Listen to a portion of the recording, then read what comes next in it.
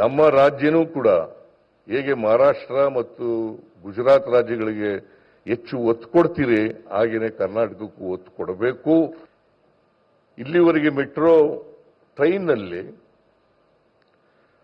ಸುಮಾರು 9 ಲಕ್ಷ ಪ್ರಯಾಣಿಕರು ಪ್ರತಿದಿನ ಪ್ರಯಾಣ ಮಾಡ್ತಾ ಇದ್ದಾರೆ. 9 ಲಕ್ಷ. ಈ ಹಳದಿ ಲೇನು ಇವತ್ತು ಏನು ಉದ್ಘಾಟನೆ ಆಗಿದೆ ಇದು ಸೇರ್ಕೊಂಡ್ರೆ 12.5 ಲಕ್ಷ ಪ್ರಯಾಣಿಕರು ಮೆಟ್ರೋನಲ್ಲಿ ಹೋಗ್ಲಿಕ್ಕೆ ಪ್ರಯಾಣ ಮಾಡಲಿಕ್ಕೆ ಸಾಧ್ಯ ಆಗ್ತದೆ. ಇದರ ಉದ್ದೇಶ ಏನಪ್ಪಾ ಅಂತಂದ್ರೆ ಬೆಂಗಳೂರು ನಗರ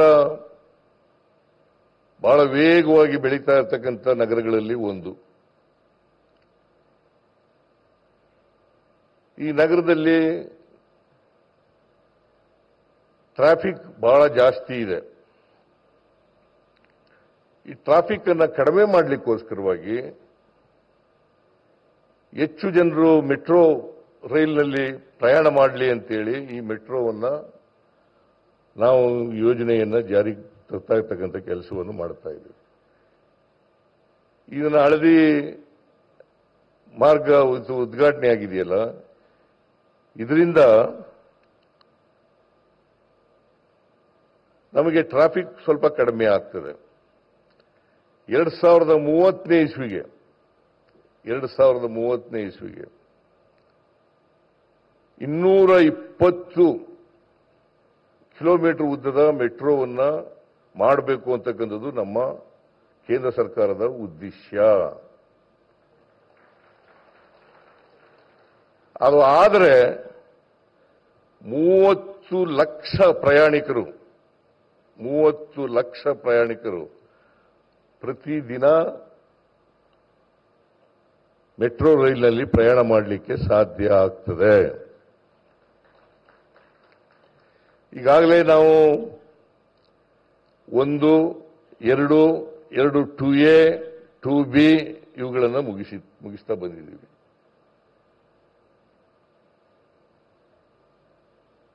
ಮೂರನೇ ಹಂತಕ್ಕೆ ಇವತ್ತು ಶಂಕುಸ್ಥಾಪನೆ ಆಗಲಿದೆ.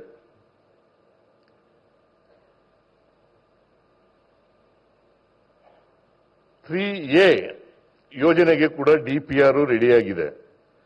ಕೇಂದ್ರ ಸರ್ಕಾರಕ್ಕೆ ಕಳಿಸಿಕೊಟ್ಟಿದ್ದೀವಿ ನಾವು. ಅದಕ್ಕೆ ಅನುಮೋದನೆಯನ್ನು ಕೊಟ್ಟರೆ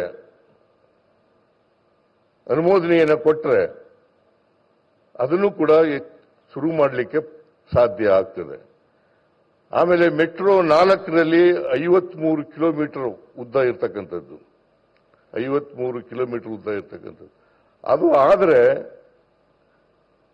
1, 2, 2A, 2B ಮತ್ತು 3 ಹಂತ 3ನೇ A ಆದರೆ 4ನೇದು ಕೂಡ ಆಗುತ್ತೆ ಅಂತಕ್ಕಂಥ ಇದನ್ನ 2030 ಒಳಗಡೆ ಮುಗಿಸಿ 2030 ಒಳಗಡೆ ಮುಗಿಸಿ ನಾವು 30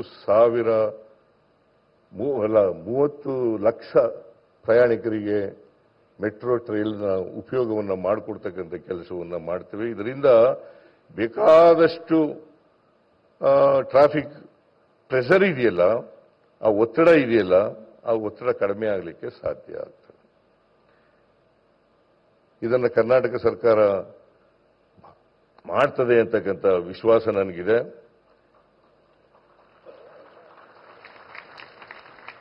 ಆಮೇಲೆ ಇವತ್ತು ಇದೇ ಸಂದರ್ಭದಲ್ಲಿ ಬೆಂಗಳೂರಿಂದ ಬೆಳಗಾವಿಗೆ ಟ್ರೈನ್ ಕೂಡ ಒಂದೇ ಭಾರತ್ ಎಕ್ಸ್ಪ್ರೆಸ್ ರೈಲು ಆಗಿದೆ. ಅದನ್ನು ಕೂಡ ಇವತ್ತು ಚಾಲನೆ ಮಾಡತಕ್ಕಂಥ ಕೆಲಸವನ್ನು ಮಾಡಿದೆ. ಇನ್ನೂ ಒಂದು ಅಮೃತಸರದಿಂದ ಶ್ರೀ ಮಾತಾ ವೈಷ್ಣವ ದೇವಿ, ಆಮೇಲೆ ನಾಗ್ಪುರದಿಂದ ಪುಣೆವರೆಗೆ 3 ಒಂದೇ ಭಾರತ್ ಎಕ್ಸ್ಪ್ರೆಸ್ ರೈಲುಗಳಿಗೆ ಪ್ರಧಾನಮಂತ್ರಿಗಳು ಚಾಲನೆಯನ್ನು ನೀಡಿದ್ದಾರೆ. ಇದರಿಂದ ಹೆಚ್ಚು ಅನುಕೂಲ ಆಗ್ತದೆ ಅಂತಕ್ಕಂಥ ಮಾತುಗಳನ್ನು ಈ ಸಂದರ್ಭದಲ್ಲಿ ಹೇಳಲಿಕ್ಕೆ ಬಯಸ್ತಾ ಇದ್ದೇನೆ. ಆದರೆ ಒಂದು